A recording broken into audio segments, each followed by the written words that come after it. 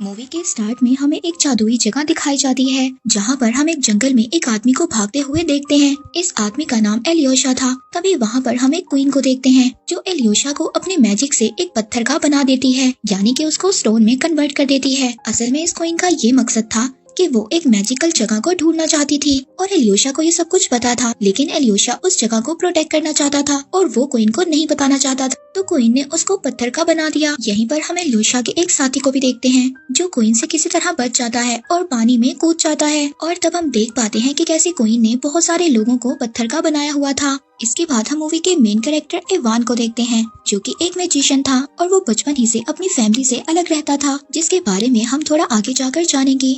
Ivan different किस्म के ritual perform कर लोगों को एंटरटेन करता था और यही उसका प्रोफेशन है। जब इवान अपना शो खत्म कर घर जा रहा था तभी रास्ते में उसको एक बूढ़ी लेडी मिलती है जो कि उसको बताती है कि वो जल्द ही दूसरी दुनिया में जाने वाला है, मगर इवान उस बूढ़ी लेडी की बातों को इग्नोर कर देता है और घर आ जाता है। हम देखते हैं कि इवान अपने घर पर अकेला ही रहता था, सिर्फ एक मेड थी जो उसके घर का ख्याल रखा करती थी। अगले दिन इवान की एक लेडी के साथ मीटिंग थी। इवान उस लेडी को बताता है कि उसके घर पर कोई ब्लैक एनर्जी है और उस एनर्जी की वजह से ही उसके हस्बैंड उसको चीट कर रहे हैं। अब इवान उस ब्लैक एनर्जी को हटाने के लिए उस लेडी के घर पर एक रिचुअल परफॉर्म करता है और उसके बदले में वो लेडी इवान को बहुत ज्यादा पैसे देती है। अब इवान के मैजिक्स के बारे में सुनकर एक दिन एक लेडी डॉक्टर उससे कांटेक्ट करती है और बताती है कि उनका पेशेंट एक छोटा बच्चा है जो कि बहुत टाइम से कोमा में है और सभी डॉक्टर्स ने बहुत ज्यादा कोशिश की है उसको होश में लाने की, लेकिन कोई मेडिसिन भी उस बच्चे पर असर नहीं कर रही। वो लेडी डॉक्टर इवान से कहती है कि वो कोई रिचुअल परफॉर्म करे जिसकी वजह से वो बच्चा होश में आ जाए। अब इवान जब उस बच्चे को देखता है और कहता है कि वो उस बच्चे को ठीक नहीं कर सकता और वहाँ से जाने लगता है,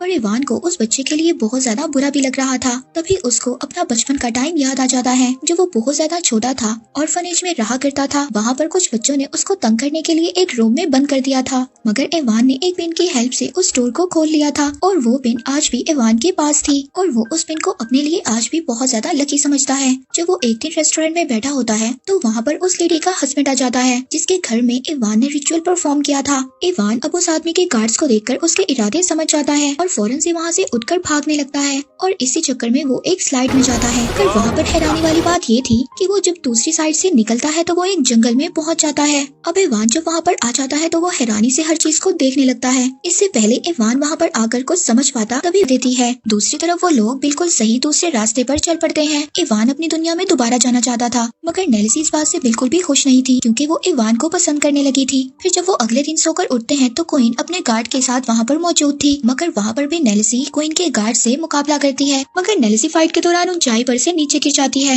मगर खुद को वो फ्रॉग में कन्वर्ट कर बच जाती है। अब क्वीन वहाँ से इवान को ले जाती है, मगर रास्ते में इवान क्वीन को डिस्ट्रैक्ट कर वहाँ से भाग जाता है और भागते हुए वो उस रास्ते पर पहुंच जाता है जहाँ पर बहुत ज्यादा तलवारें होती हैं। अब वहाँ पर क्वीन भी आ जाती है। वो अपने मैजिक से इवान पर अटैक करने लगती है, मगर इसी दौरान इवान के हाथ में असली तलवार आ जाती है। वो उस तलवार की वजह से क्वीन को आसानी से हरा देता है। इसके बाद वो तलवार वो कोशी को दे देता है, मगर कोशी यहाँ पर उससे एक धोखा करता है। वो इस तलवार को किंग से चेंज करना चाहता था, वो भी एक स्टोन के लिए। अब यहाँ पर हमें एक बात पता चलती है कि इस मास्टरमाइंड प्लान के पीछे कोई और नहीं बल्कि किंग था। वो इस तलवार और स्टोन से अपने आप को अमर करना चाहता था, मगर वो किंग कोशी को धोखा देता है। जैसे ही वो किंग तलवार से कोशी पर अटैक करने लगता है तभी नेल्सी वहाँ पर आ जाती है। नेल्सी उस पर अटैक करती है और तलवार को दूर फेंक देती है। अब इवान उस तलवार को उठाता है और साथ ही अपनी असली दुनिया में आ जाता है, मगर यहाँ पर इवान अपनी असली दुनिया में आकर बिल्कुल भी खुश नहीं था। वो सोचता है कि उसको नेल्सी को ऐसे नहीं छोड़ना चाहिए था, इसीलिए अब वो दोबारा उसी स्लाइड वाले रास्ते से चला जाता है,